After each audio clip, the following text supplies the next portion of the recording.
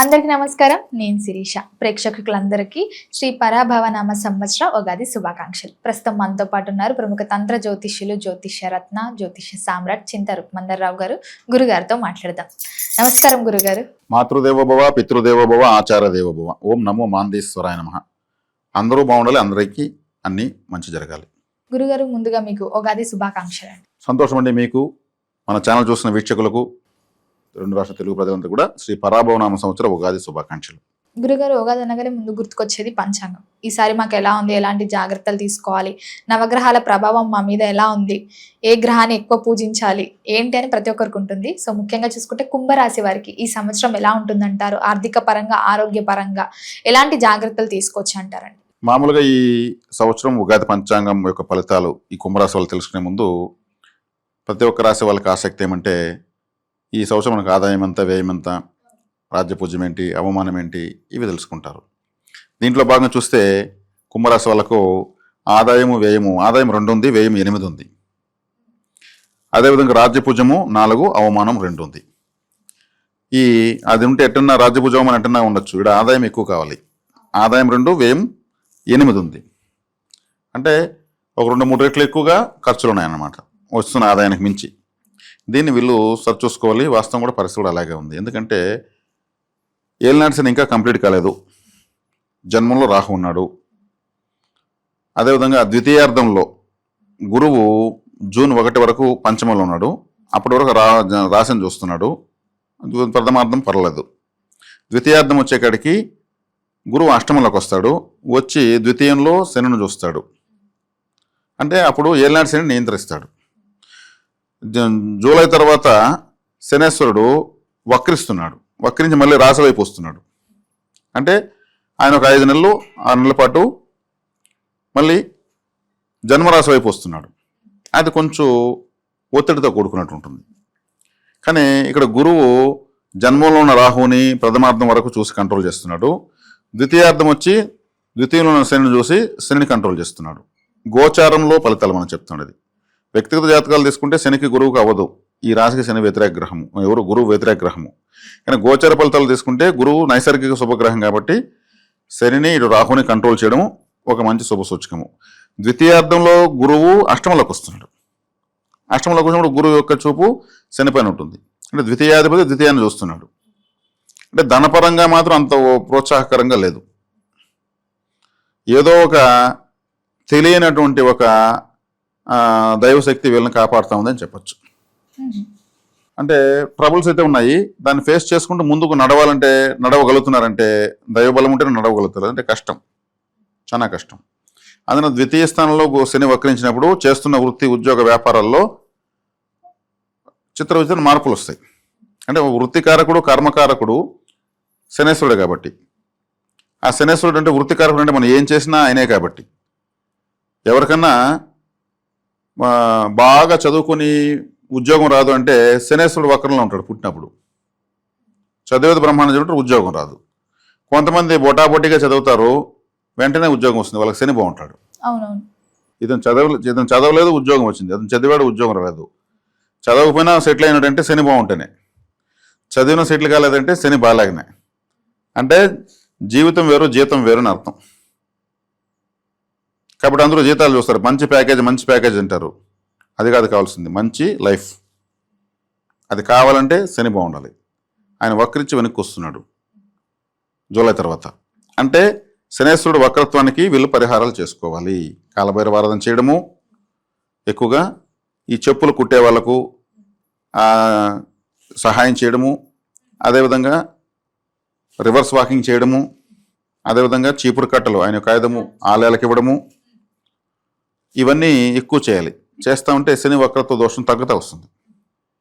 కాబట్టి మరీ ముఖ్యంగా కుంభరాశికి అధిపతి శనేశ్వరుడే. ఆయన తన రాశి పట్ల చాలా కఠినంగా ఉంటాడు. ఒక న్యాయమైనటువంటి టీచరు తన పిల్లల పట్ల మిగిలిన స్టూడెంట్స్ కన్నా కఠినంగా ఉంటాడు. టీచర్ కొడుకులే సమంగా చదవలేదు అంటే ఆయనకే కదా అవమానం, అతనికే కదా అవమానము. కాబట్టి వాళ్ళ పిల్లల పట్ల వేరే పిల్లల కన్నా ఎక్కువగా స్ట్రిక్ట్గా ఉంటాడు. కాబట్టి శనేశ్వరుడు తన రాశి పట్ల ఎక్కువ స్ట్రిక్ట్గా ఉంటాడు. మన ఇల్లే కదా, ఎట్టుంటే ఏముంది, డస్ట్ ఉంటే మనకెందుకు, మన ఇల్లే కదా అని అనుకోడైనా. అందరి జీవితాలను నువ్వు శుభ్రం చేసేవాడు తన రాశిలో పుట్టిన వాళ్ళను ఇంకా బాగా శుభ్రం చేయాలనుకుంటాడు. కాబట్టి వక్రించినప్పుడు శని యొక్క తాకడ కుంభరాశి వైపు ఉంటుంది. అదొక 5 నెలలు ఉంటుంది, డిసెంబర్ వరకు ఉంటుంది. కాబట్టి శని కారకత్వాలు పట్టుకోవాలి. అంటే ఇప్పుడు శని కారకత్వాలు అంటే అటెన్షన్లోకి రావాలని అర్థం. అటెన్షన్ అంటే ఏమి? ఇప్పుడు ఒక ప్రధానమంత్రి రాష్ట్రపతి ఎవరు వస్తారంటే ఒక గ్రామానికి, ఆ గ్రామంలో వీధులన్నీ క్లీన్ చేసేస్తారు, తెల్లగా సున్నం పోస్తారు. ఆ రోజు ఎంత అటెన్షన్కి వస్తుంటే ఆ ఊరు అక్కడ గ్యాప్ ఉంటే చెట్లు నాటేస్తారు. ఆయన వచ్చి చూస్తే అంత ఊరంతా అద్భుతంగా ఉంది అనుకోవాలనేసి. మిగిలిన సందర్భంలో అటెన్షన్ లేరుగా మనకి అర్థము. ఇప్పుడు శనేశ్వరుడు కుంభరాశి వైపు వస్తున్నాడు, వీళ్ళు అటెన్షన్గా ఉండాలి అంటే క్రమశిక్షణగా ఉండాలి. అటెన్షన్ అంటే క్రమశిక్షణే, అంటే సేవాభావంతో ఉండడము, దైవారాధనతో ఉండడము, ప్రతిరోజు మెడిటేషన్. కుంభరాశి అంటేనే మెడిటేషన్. మెడిటేటర్స్ అంతా కుంభరాశిలో పుడతారు. లేదా ఒక మెడిటేటర్ గొప్ప మెడిటేటర్ కాబట్టి కుంభరాశి బలం ఉంటేనే మెడిటేటర్ అవుతారు. కుంభం అంటే ఏమి? కుండ. కుండ లోపల ఏముంటుంది? నీళ్ళున్నాయా, గాలి ఉందా, డబ్బు ఉందా, బొగ్గులున్నాయా? రహస్యం అది. మెడిటేటర్సు పూరకము, రేచకము, కుంభకము. కుంభకం అంటే ఇదే కుండ. వాళ్ళు గాలి పీలుస్తారు, కుంభిస్తారు, మళ్ళీ బయటకు వెళ్తారు, గాలి లేకుండా కొంచెంసేపు కుంభిస్తారు. రేచకం అంటే వదలడము, పూరకం అంటే పీల్చడము, కుంభకం అంటే స్తంభింపజేయడము. ఇది కుంభరాశి సూచిస్తుంది. కుంభము అంటే ఒక కలశము. గురుగ్రహం కుంభరాశిలోకి వచ్చినప్పుడే అమృత కలశం దేవతలకు దొరికింది. కుంభము అమృత కలశం కుంభం కదా, అది దొరికిందంటే కుంభరాశిలో గురువు వచ్చినప్పుడే దొరికింది. కాబట్టి మెడిటేటర్స్ అంతా కూడా ఈ రాశిలో ఉంటారు. కాబట్టి మెడిటేషన్ బాగా చేయాలి వీళ్ళు. శనేశ్వరుడు ఉచ్ఛ్వాస నిశ్వాసాలకి అంటే మెడిటేషన్ ఉచ్ఛ్వాస నిశ్వాసాలు చేస్తారు కాబట్టి బాగా అనుకూలిస్తాడు. కాబట్టి మెడిటేషన్ చేయరు బాగా. ప్రకృతి సేవ అంటే ప్రకృతి సేవ అంటే ఏమి? మనం చెప్పాను కదా, చెట్లు నాటడం కానీ ఇవన్నీ కూడా బాగా చేయొచ్చు. ఆలయాల్లో అగరబత్తులు వెలిగించడము, అంటే గాలిని యాక్టివేట్ చేయడము, కాలభైరవ ఆరాధన, వరాహస్వామి ఆరాధన, ఇవన్నీ చాలా అద్భుతమైన ఫలితాలు ఇస్తాయి. కాబట్టి శని వక్రించినప్పుడు చేసుకోవాలని పరిహారాలు ఇవి. అష్టమంలోకి గురువు ఉచ్చస్థితిలోకి వెళ్తున్నాడు, ద్వితీయాన్ని చూస్తాడు, అది మంచిదే ఫైనాన్షియల్గా. అప్పుడు ఆయన కొంచెం తోడ్పడతాడు. జన్మంలో రాహు ఉన్నాడు. జన్మంలో రాహు ఉంటే సెల్ఫిష్గా ఉండగలిగితే ప్రథమార్థం కూడా బాగుంది. మన పరిస్థితి ఏంటి, ఎన్ని రోజులు ఈ పరిస్థితులు అని ఆలోచించుకోగలిగితే ప్రథమార్థం కూడా బాగుంటుంది. రాహు జన్మలో ఉన్నాడు కాబట్టి. రాహు వ్యయంలోకి వస్తాడు, అప్పుడు ఇంకా బాగానే ఉంటుంది. రాహు వ్యయంలోకి వచ్చి నష్టంలోకి అది వస్తున్నాడంటే రాహు వ్యయస్థంలో బాగానే యోగిస్తుంది. విదేశీ ప్లానెట్, ఫారిన్ అంటే రాహు. ఇతర దేశాలకు వెళ్ళాలంటే ఈజీగా వెళ్ళచ్చు. వెళ్తే కూడా సెటిల్ అవుతారు.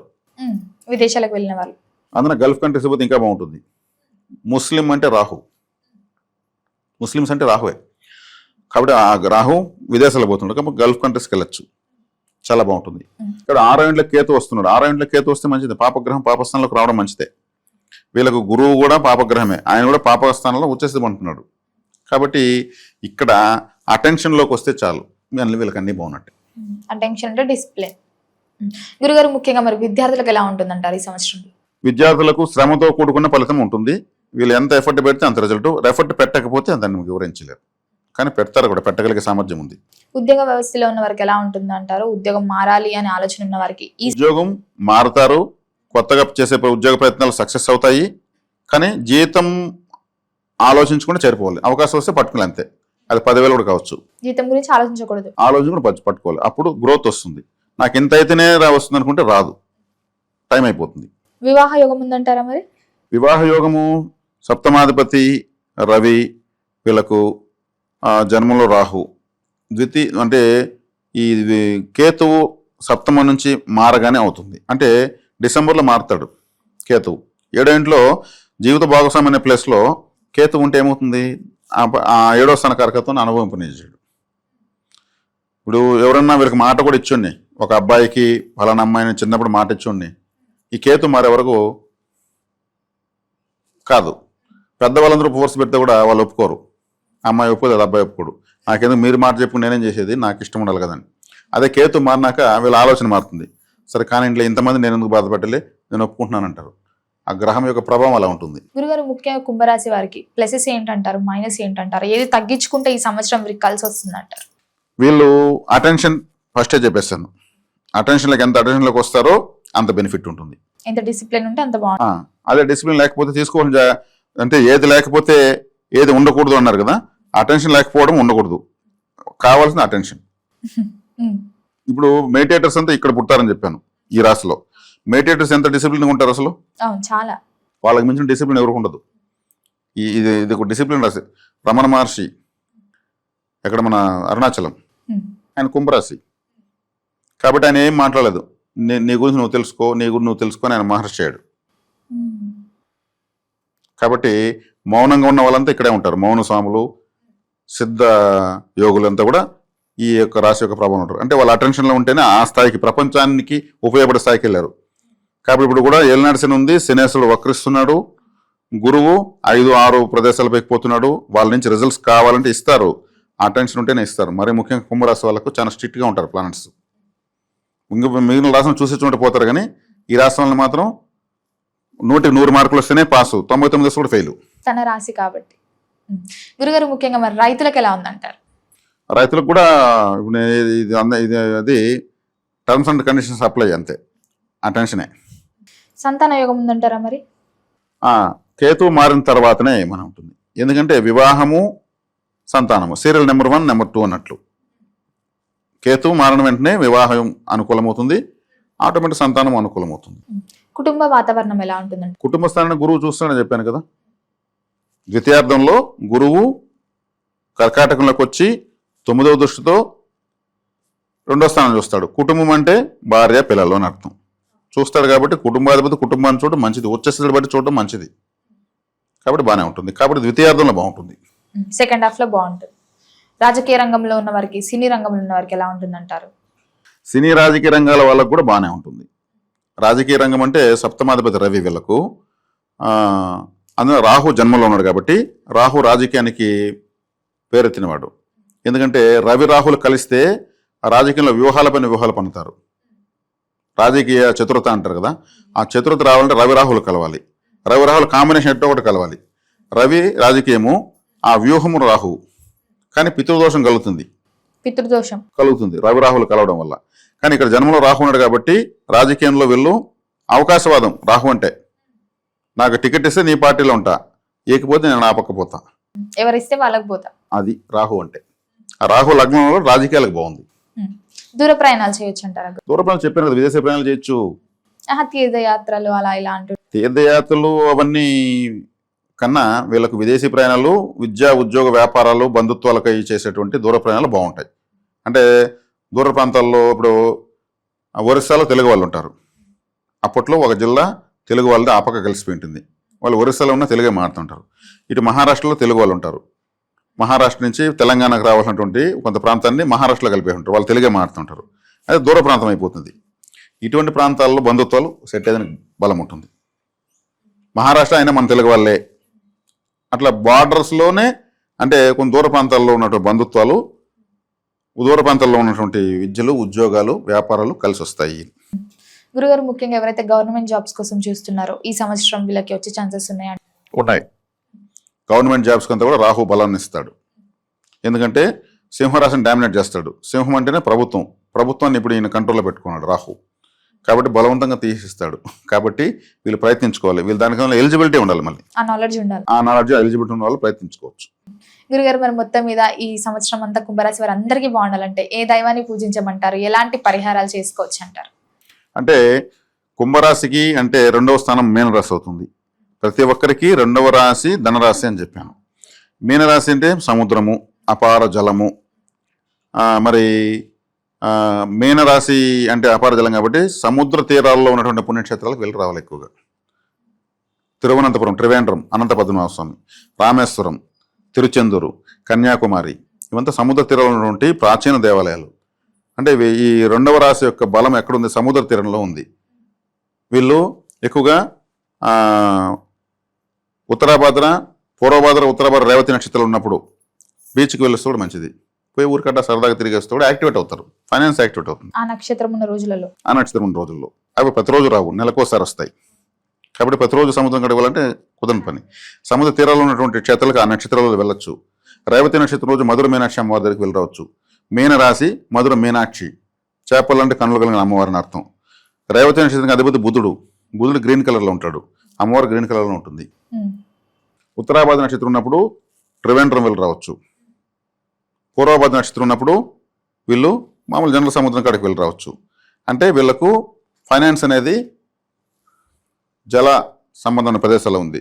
లేదంటే ఒక వాటర్ ఫాల్స్ వెళ్ళి రావచ్చు, బోటింగ్ చేయొచ్చు, ఇంట్లో అక్వేరియం పెట్టుకోవచ్చు, ఫిష్ అక్వేరియం. మెయిన్ రాసంటే చేపలు పెట్టుకోవచ్చు, చేప బొమ్మలు పెట్టుకోవచ్చు, చేపలు ఉన్నటువంటి సింబల్ టాటూ వేసుకోవచ్చు. షిప్ సముద్రంలో వెళ్తున్నటువంటిది ఇంట్లో పెట్టుకోవచ్చు. ధనరాశికి సంబంధించినటువంటి సింబల్స్ ఏముంది, చేపలు తినకూడదు. ఇలా ధన సంపాదించిన రాశి కారకత్వం వీళ్ళు తింటే ఎట్లుంటుంది? అదే నెలకు 1 కేజీ చేపలు తీసి మార్కెట్లో వాటి చంపేదానికి సిద్ధంగా ఉంటాయి. తీసిగా నెలలో వదిలేసి వాటికి ప్రాణం ఇచ్చి పెట్టచ్చు. ఆర్థిక సమస్యలు తీరుతాయి. కాబట్టి ఇప్పుడు సముద్రంలో పడుకునే ఉంటాడు మహావిష్ణువు కదా పడుకుంటాడు. ఆయన అలా పడుకొని ఎక్కడుంటాడు, తిరుపతి గోవిందరాజ స్వామిలో టెంపుల్లో పడుకుంటాడు, పెద్ద సర్పం కింద. శ్రీరంగంలో పనుకుంటాడు, త్రివేంద్రంలో పనుకుంటాడు, మన మైసూరు దగ్గర శ్రీరంగపట్నంలో శ్రీ రంగనాయకుల వరకు పడుకుంటాడు. ఇటువంటి ఆదిశేషుడి పైన సముద్రంలో పడుకున్నట్టుంటే ఆలయాలకు వెళ్ళొచ్చే కొద్దిగా. అది కూడా ఏమి ఉత్తరాభాద నక్షత్రం రోజు, మరి పూర్వభాద నక్షత్రం రోజు, రేవతి నక్షత్రం రోజు వెళ్ళి దర్శించుకొని రావడం మంచిది. ఇది వీళ్ళకు అద్భుతమైన ఫలితాన్ని ఇస్తుంది. ఏలినాటి శని ఉన్నా కూడా పనిచేయదు. ఎందుకంటే శని కూడా మెయిన్ సముద్రంలో ఉన్నాడు కాబట్టి సముద్ర తీరాలకు వెళ్ళిన పుణ్యస్థితికి వెళ్ళొస్తే ఆయన కూడా అనుకూలంగానే మారుతాడు. గురుగారు, మొత్తం ఇది సంవత్సరం అంతా కుంభరాశి వారికి ఎలా ఉండబోతుంది, ఎలాంటి జాగ్రత్తలు తీసుకోవాలి, ఎలాంటి పరిహారాలు చేయాలో తెలియజేసినందుకు ధన్యవాదాలు. ధన్యవాదాలు.